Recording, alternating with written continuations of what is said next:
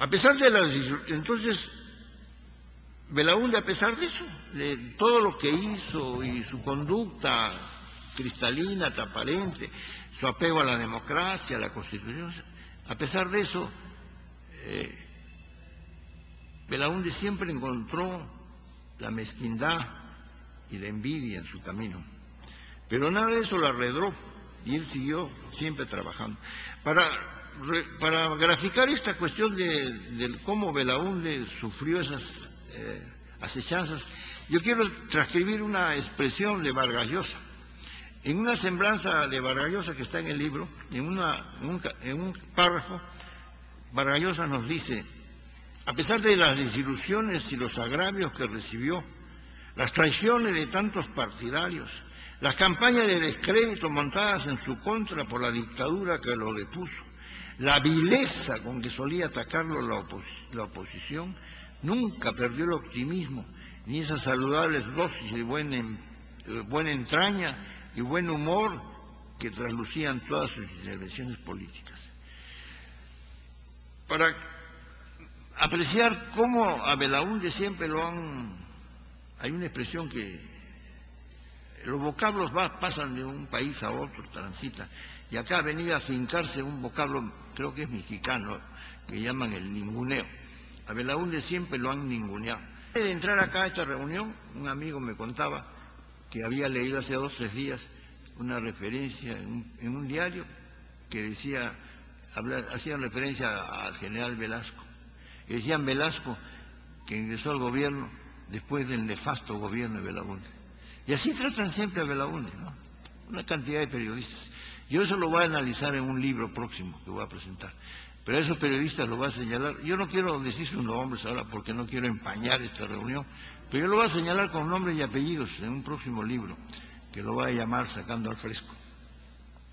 Entonces, Belaúnde sufrió todas esas asechanzas, pero como Belaúnde era un hombre superior, en este país a la gente superiores hay algunas formas siempre de disminuirlas. O los satanizan o los ridiculizan. Una de las dos. De Belaúnde siempre han tratado de ridiculizar. Comencemos por la Marginal. La Marginal de la Selva es un proyecto pues digno de un estadista, un proyecto magnífico, maravilloso. Y ese proyecto fue ridiculizado. Primero fue negado. Acá en este hemiciclo, cuando yo era senador, se levantó un día un senador aprista y dijo: la Marginal no existe.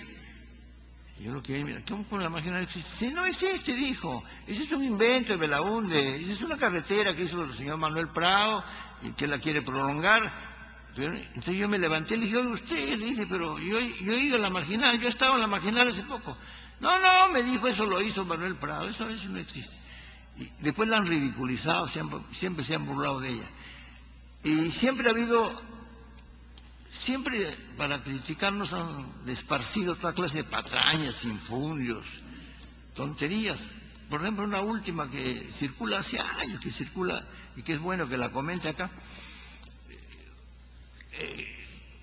Varias personas, inclusive que se llaman calificadas, hay un señor que ha escrito un libro sobre el terrorismo y dicen lo mismo, que el señor Belaúnde llamó a vigeos a los terroristas.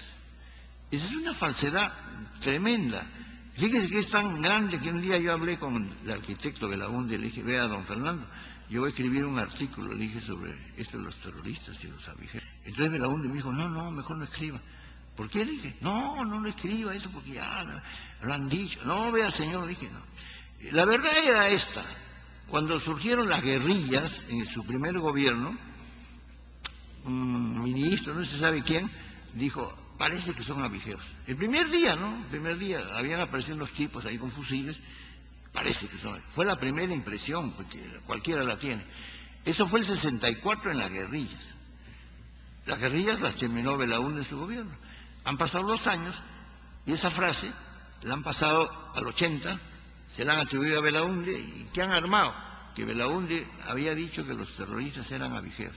Y eso ha circulado, y todo el mundo lo repite. Y es una estupidez, es una absoluta estupidez, pero la gente lo repite. Entonces a Belaúnde le han soltado toda clase de patrañas, de infundios, ¿no? Pero yo quiero referirme a uno que se soltó en el gobierno militar. Cuando el gobierno militar aparece, vino lo que yo llamo la laraca de la revolución. Acá la gente bate palma, la revolución, la revolución. Por la defeciera que sea la revolución, es una revolución. Entonces, la prueba de ello es que la gente festejó, y hasta ahora, el otro día a una persona le hicieron una encuesta, una pregunta, festejaban la toma de Talara por el ejército. ¿Qué toma ni 8 cuartos? Si el Talara la había recuperado el país con el acta de Talara. Cuando Belaúnde firma el acta de Talara, la IPC reconoció el derecho del Perú sobre los suelos, los yacimientos, los pozos, todo lo entregó. Lo único que estaba por discutirse era los precios de los productos para vender a la refinería de La Pampilla. O sea que ya se había recuperado, y el acta de Talara había reivindicado todos los derechos del Perú. Y el gobierno, pues a los 8 días fue con los tanques y tomó, entre comillas, Talara, y eso lo festeja la gente. Bueno, entonces la revolución esparció un rumor que hasta ahora todavía dura. Hay mucha gente que dice lo mismo. Y dice, eso dice, Belaúnde hizo obra física, pero no hizo reforma, dice la gente, no hizo reforma.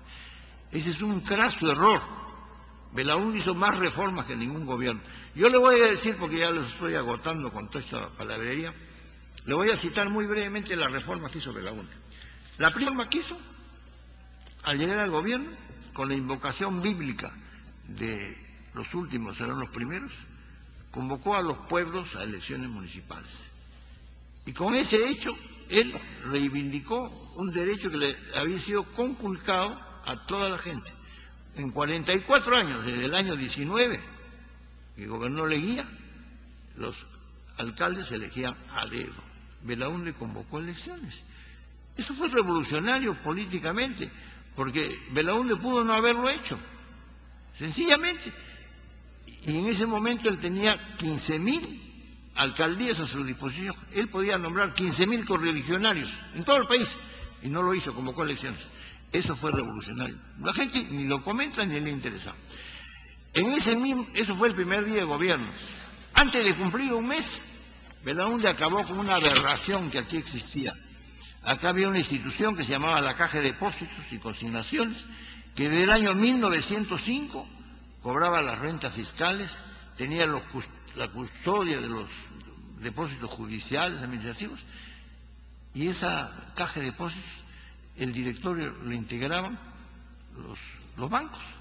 Había 6, 7 bancos que eran dueños, y esos bancos y esa Caja de Depósitos le prestaba plata al Estado, y el Estado tonto le pagaba intereses que era de su propia plata. Llegó Belaúnde y acabó con eso en el primer mes.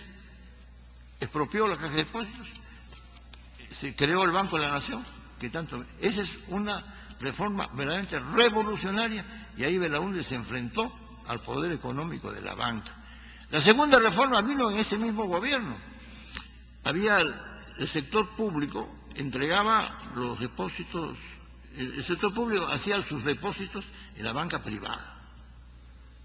El sector público eran pues todos los ministerios, todas las dependencias públicas, todos los organismos públicos.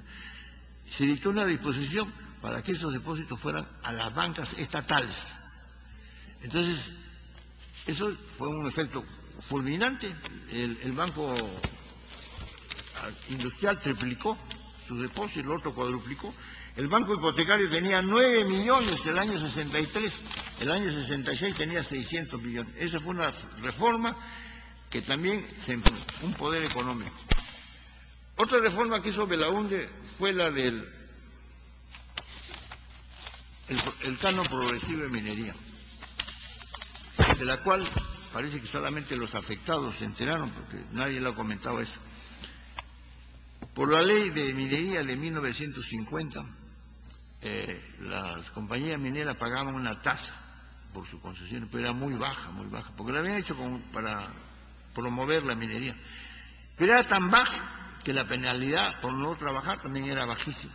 Entonces las compañías no les interesaba mover sus depósitos mientras no mejoraran los precios, mientras no hubiera más reservas, siempre los tenían ahí inmovilizados. Se dictó una disposición, un decreto, y se estableció el canon progresivo de minería. ¿Qué cosa quería ese canon? que si usted no trabaja la